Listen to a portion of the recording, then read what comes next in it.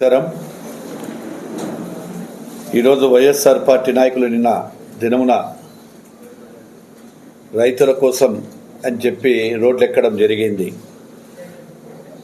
గత 5 ఏళ్ల పాటు వైసీపీ ప్రభుత్వం ప్రజా కంటన పాలన సాగించి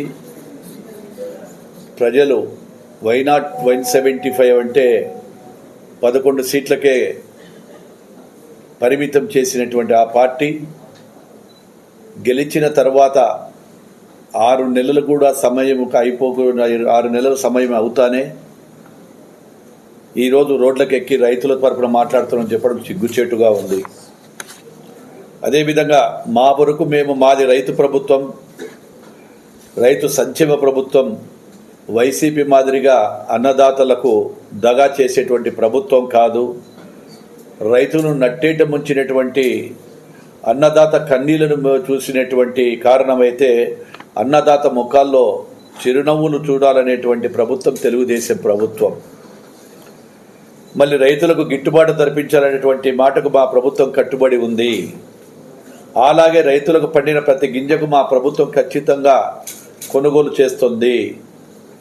అన్నదాతలకు 6 కాలాలు కష్టపడి పండించిన పంటకు కనీసం ధాన్యం బకాయిలు కూడా చెల్లించక వేధింపులకు చేసినటువంటి గత ప్రభుత్వం, కనీసం గురి చేసినటువంటి నాటి జగన్మోహన్ రెడ్డి గారి ప్రభుత్వం, మా ప్రభుత్వం అధికారంలోకి వచ్చిన తర్వాత రైతుల ఆవేదన బాధను అర్థం చేసుకొని 1674 కోట్ల రూపాయలు ఇచ్చినటువంటి ప్రభుత్వం మా యొక్క ప్రభుత్వం అని చెప్పి తెలియజేస్తా ఉన్నాను.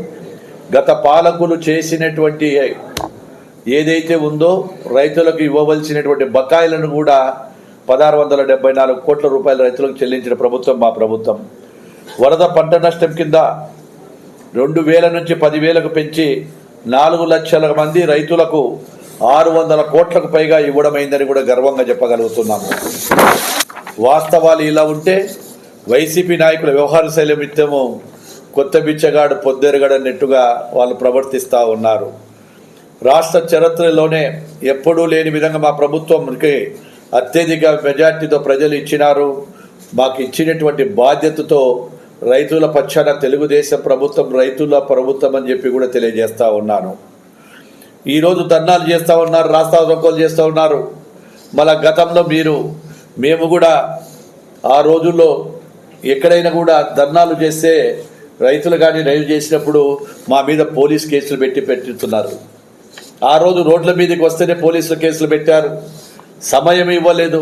మేమన్నా కనీసం 1.5 సంవత్సరం 2 సంవత్సరాల తర్వాత ఆ రోజు రోడ్ల మీదకి రావడం జరిగింది.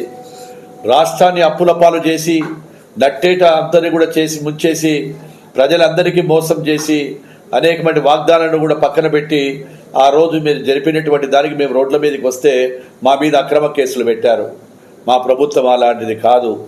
ఈరోజు ప్రజల కోసం ఎవరైనా చేస్తే ప్రజల్లో భాగంగా ఈరోజు ధర్నా చేసే హక్కు ఎవరికైనా ఉంటుందని కూడా మేము కూడా వారికి ఎక్కడ కూడా అడ్డంకులు సృష్టించలేదు. 5 ఏళ్ల పాలనలో వాళ్ళ పరిపాలన చేసే పాపాలను చూసి ప్రజలు చీదరించుకున్నారు. ప్రజలందరూ కూడా వారిని మీ డ్రామాల కాలం చెల్లింది, మీరు ఎన్ని నాటకాలు ఆడినా ప్రజలు మిమ్మల్ని ఈరోజు క్షమించరని కూడా తెలియజేస్తూ ఉన్నాను. ఇటీవల తుఫాను జరిగిన భారీ వర్షాల వల్ల కోస్తా, రాయలసీమ, ఆంధ్ర ప్రాంతాలలో నష్టపోయిన రైతులు కూడా ఆదుకుంటామని చెప్పి మా నాయకుడు చంద్రబాబు నాయుడు గారు చెప్తా ఉన్నారు. రాష్ట్రంలో మొత్తం 85,46,000 మెట్రిక్ టన్నుల ఉత్పత్తి అవుతుంటే అందులో ఇప్పటికే దాదాపుగా కొనుగోలు చేయడం జరిగింది. ఏదైనా ధాన్యాన్ని కొంటే నెలలైనా సంవత్సరాలైన డబ్బులు ఇవ్వని ప్రభుత్వం మీ ప్రభుత్వం. కొన్న వారికి 48 గంటల్లో ప్రభుత్వం 100% చేసిన ప్రభుత్వం తెలుగుదేశ ప్రభుత్వం. అది మా యొక్క గౌరవ ప్రభుత్వం తెలుగుదేశం ప్రభుత్వం తీసుకునే పాలనలో నిర్ణయాలని కూడా తెలియజేస్తా ఉన్నాను.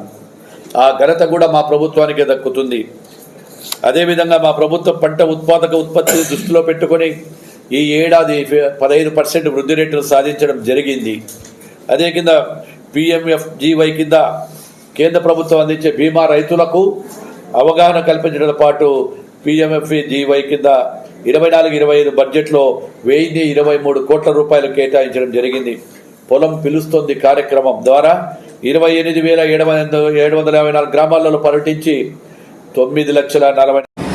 అందరూ నమస్కారం అండి, నేను మీ anchor Ravi. Please subscribe to Nandyal news 9. Please subscribe to Nandyala News 9. ఆ లేటెస్ట్ అప్డేట్స్ కోసం వెంటనే సబ్స్క్రైబ్ చేయండి. సబ్స్క్రైబ్ చేసేటప్పుడు పక్కనే ఉన్న